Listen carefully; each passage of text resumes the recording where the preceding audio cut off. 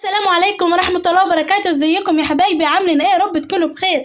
المدفع ضرب يعني كده هنبتدي نشتغل في خبيز العيد. هنعمل بسكوت النشادر. هتعمل بسكوت النشادر يا ندى؟ احلى بسكوت نشادر ان شاء الله. ويلا بينا عشان نشوف المقادير معانا. ايه المقادير يا ندى؟ معايا اول حاجة 2 كيلو ونص من الدقيق. 2 كيلو ونص. طب عليهم ايه يا ندى؟ كوبايتين من السمن ونص زيت. تمام كده. هنعمل ايه تاني؟ نص لبن، نص ميه. في ايه تاني يا ندى؟ 10 بيضات، عليهم 10 فانيليا. طب الفانيليا ايه يا ندى؟ الفانيليا بتاعت الكياس بتاعتنا. ممكن استخدم فانيليا سايله. استخدم فانيليا سايله، بس الفانيليا بتاعت الورق دي بتبقى بتاعت ريحه بتاعت زمان اللي في حته تاني خالص يا جماعه. يلا كده يا جماعه هنعمل ايه تاني؟ معايا الكيس بيكنج باودر، عامله 2 كيلو ونص من الدقيق. يعني لو عملنا كيلو من الدقيق ناخد نص كيس البيكنج باودر. لكن انا عامله 2 كيلو ونص من الدقيق، فهاخد كيس البيكنج باودر ده كله على طول. طيب في ايه تاني يا ندى؟ معايا ريحه الموز. ريحه الموز دي ليه يا ندى؟ علشان تضيع الزفاره بتاعه البيض، علشان يبقى البسكوت ريحته كده في حته تاني خالص يا بنتي يا ندى يا شطوره.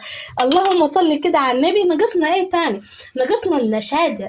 النشادر ده يا ندى، النشادر ده خميره بسكوت. بنضيف معلقتين ونص عشان احنا مستخدمين 2 كيلو ونص من الدقيق. تمام يا ندى؟ تمام وزي الفل. بنشتريه منين؟ من بتاع العطارة. بتقولي له عايزة خميرة البسكوت أو خميرة النشادر، عايزين يعني من النشادر ده، وبيديك الكيسة دي. وعشان هنستخدموها 2 معلقتين ونص منها، عشان على معلقتين ونص من الدقيق. هنحطهم فين؟ هنحطهم في اللبن يا ندى. ويلا بقى عشان نشوف المقادير. وما تنسوش السكر معانا قد ايه؟ معايا من السكر 750 جرام، يعني بيعادل 3 كوب. انا بقول بالجرامات علشان الناس اللي عندها ميزان. وما تنسوش رشة الملح. ولو بالجرام السمنة يبقى 500 جرام من السمنة. تمام. ليا كوبايتين ونص. تمام. في ايه تاني كده؟ تمام التمام. وال2 كيلو دقيق ونص. بس كده مفيش حاجة تانية. ويلا بينا نشتغل. وطبعا انا مش هنساكم، وهكتب لكم كل المقادير اللي زي العسل دي في صندوق الوصف. وما تنسيش تحطي لي اللايك لوصفات ندى الشطوره، واحلى كده سبسكرايب للقناه. وما تنسوش تصلوا على النبي. ويلا بينا. هنضيف ايه؟ معايا الشفشق بتاعنا كده. اللهم صل على النبي. الشفشق بتاعنا هنعمل ايه؟ يلا هكسر البيضات كده بتاعتنا واديله. كسرت البيض وكسرت الفانيليا بالشكل ده وحطيتهم في الشفشق. يلا بينا. هنحط ايه؟ هحط جزازتين من ريحة الموز. ممكن تحطي جزازة واحدة، بس انا حابة احط جزازتين. يعني عندك زيادة حطي، عشان يعني تدي ريحة حلوة للبسكوت. هي دي بس الغرض منها، وتمنع الزفارة بتاعة البيض زي ما قلت لكم. وبعد كده هتضيفي ايه تاني في الخلاط؟ هضيف السكر بتاعي. الله اكبر. صلوا كده على حضرة النبي عليه أفضل الصلاة والسلام. عليك يا رسول الله.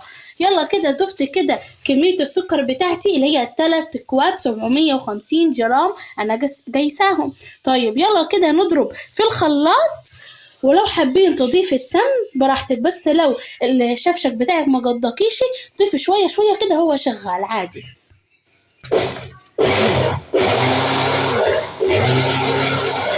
وكده بعد ما ضربت كده البيض والسكر وكده، هبتدي اضيف السمنه. طب السمنه ايه؟ 500 جرام من السمنه يا جماعه، نص كيلو. وابتدي كده انزل وبالمعلقه كده اهو، عشان المقدار مظبوط فلازم تكون المقادير مظبوطه معايا. ادي كده اول كوبايه، تاني كوبايه اهو. صلوا على النبي. لو ما حطيتيش لايك انزلي يلا حطي لي لايك بقى، وما تبخليش عليا. وهضيف اهو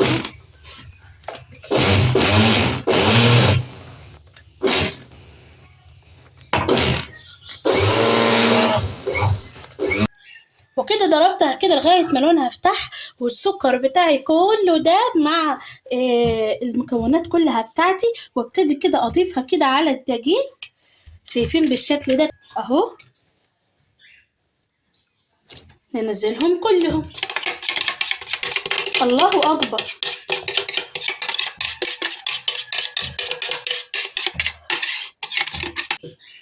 وكده نضيف كيس البيكنج باودر كله بالشكل ده. طب ليه ندى تفرشه على الدقيقة؟ عادي دول هيتخلطوا على بعض. وهبتدي اضيف شوية الملح بتوعي اهو بالشكل ده كده. هضيف ايه تاني؟ النشادر يا جماعة.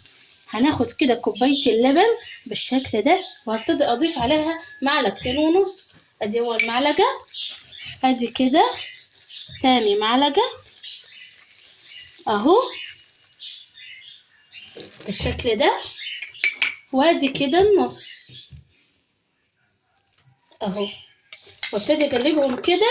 اللهم صل على النبي، ريحة النشادر قوية قوية قوية. الله اكبر يا جماعة. يلا يلا يا ندى نزلي نزلي نزلي نزلي. الله اكبر. هتضيفي ايه تاني يا ندى؟ نص كوباية المية واحنا شغالين كده نعجن. اضيفهم كلهم اضيفهم. طب هتحتاجي تاني يا ندى؟ الله اعلم، على حسب الدقيق. يعني انا ممكن ما اعوزش، انت ممكن تعوزي. انا ممكن ما يعني اعوز وانت ممكن ما تعوزيش. فاهمه؟ على حسب الدقيق اللي انت هتشتغلي بيه. شايفين انا ايدي كده وانا شغاله كانها العجان اهو، كانها العجان. ليه؟ في اتجاه واحد عشان البيكنج باودر. شايفين الجمال والحلويات والتركات؟ اللهم صل على النبي. شايفين؟ ادي هو الصعيدي بتاعنا، والوصفات الصعيديه هتلاقوها عند وصفات ندى الشطوره اللي من سوهاج الصعيديه، صعيديه اصلي.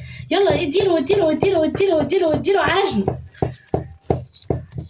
اهو. صلوا على النبي يا جماعه. الله اكبر. العجينه في حته تاني خالص يا جماعه، بتاعه البسكوت النشادر. شايفين الجمال والحركات والتركات؟ شايفين الجمال؟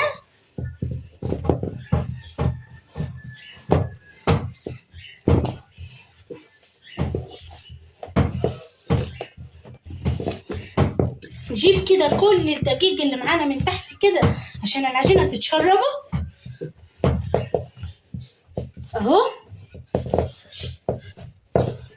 كده، ودوسي كده اهو.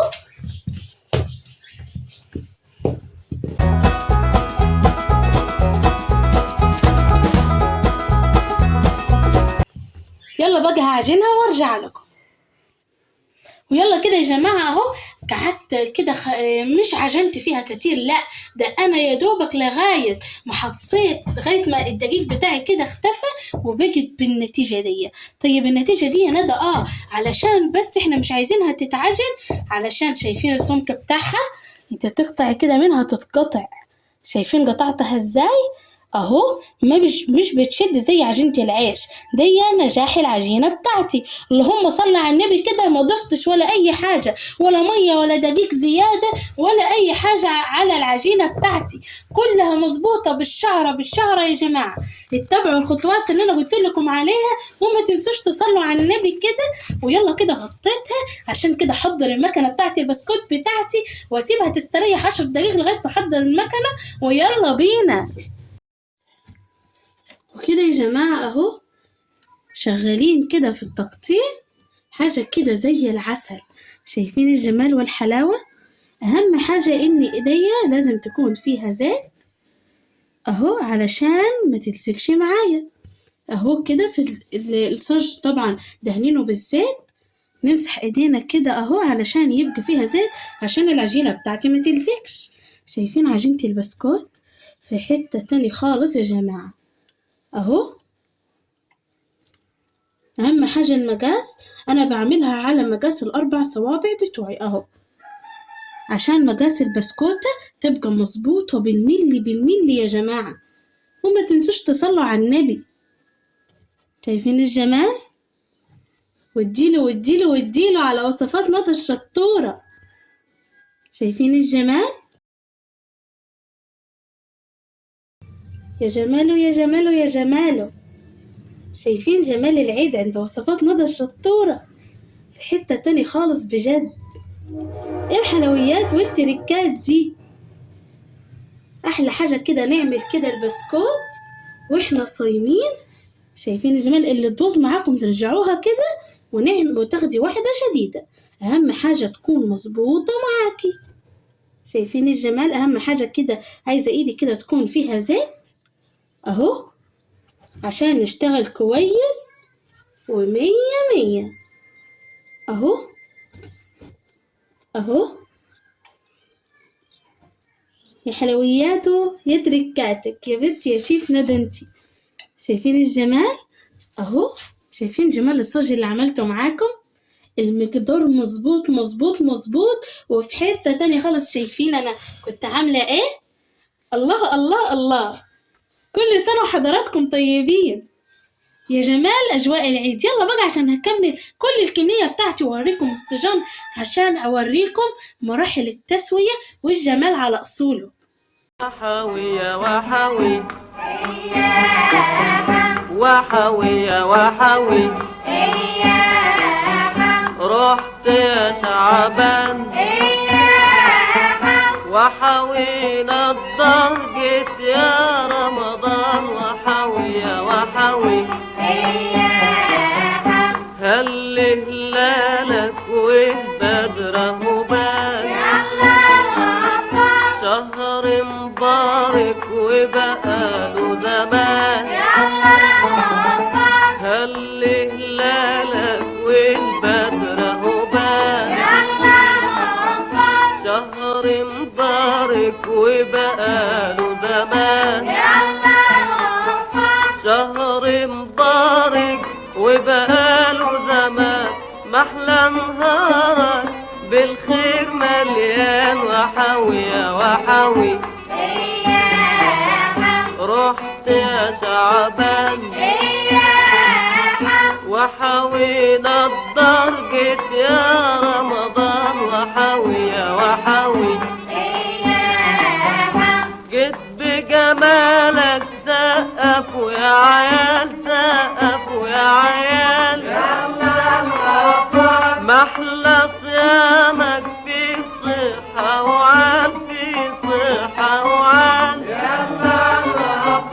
جيت بجمالك سقفوا يا عيال، سقفوا يا عيال. محلى صيامك في صحة وعال، في صحة وعال. محلى صيامك في صحة وعاد، نبدي وصالك بالروح والمال وحوي يا وحوي. رحت يا شعبان وحوينا الدار، جيت يا رمضان وحوي يا وحوي.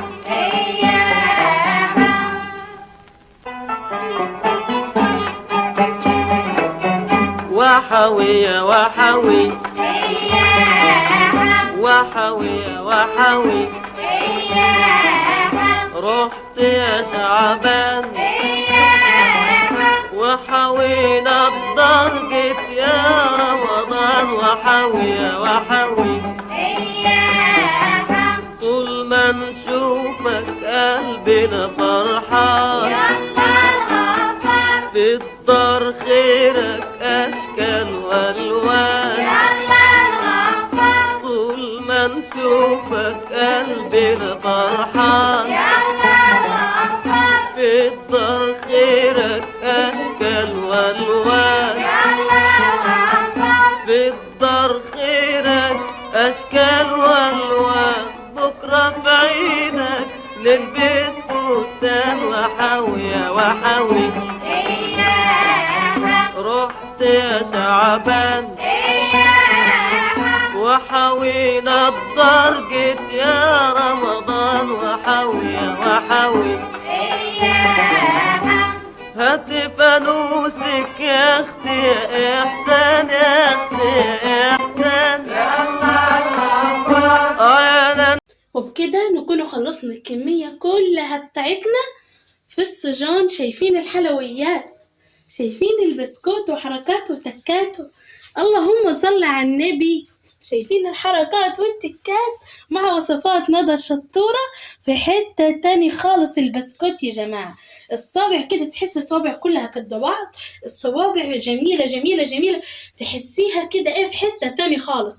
ادي هو بسكوت النشادر بالطريقة الصعيدية يا جماعة، مفيش اسهل من كده. قلت لكم المقدار بالدقة، مفيش شعرية دقيق زيادة ولا اي حاجة زيادة عن المقدار، كله بالمظبوط. بس اتبعوا معايا الخطوات اللي انا قلتها لكم.